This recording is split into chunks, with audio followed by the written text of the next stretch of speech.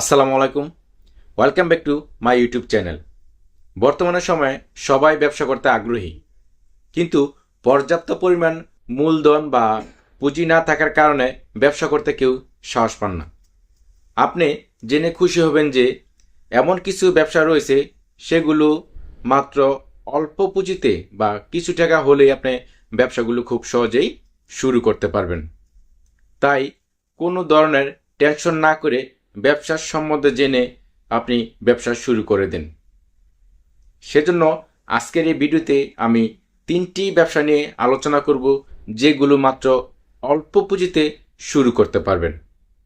সেজন্য আপনাকে ভিডিওটি মনোযোগ সহকারে প্রথম থেকে শেষ পর্যন্ত দেখতে হবে। তো চলুন শুরু করা যাক। তার আগে আপনি যদি আমার এই চ্যানেলে নতুন দর্শক হয়ে থাকেন, তাহলে চ্যানেলটিকে অবশ্যই সাবস্ক্রাইব করে রাখবেন।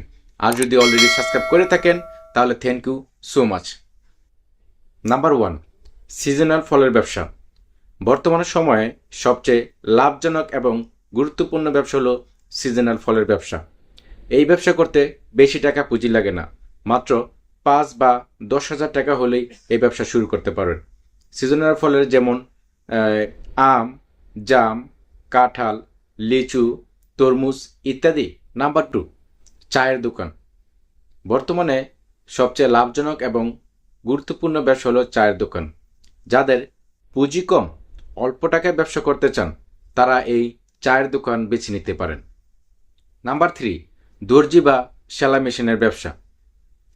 আপনি যদি দর্জি বা সেলাই মেশিনে কিছু কাজ জানেন, তাহলে মাত্র 10,000 টাকায় এই ব্যবসা শুরু করতে পারেন, কারণ বর্তমানে এই ব্যবসাটা হচ্ছে সবচেয়ে লাভজনক এবং গুরুত্বপূর্ণ ব্যবসা। ভিডিওটা যদি ভালো লাগে থাকে, তাহলে একটি লাইক, একটি কমেন্ট করে যাবেন।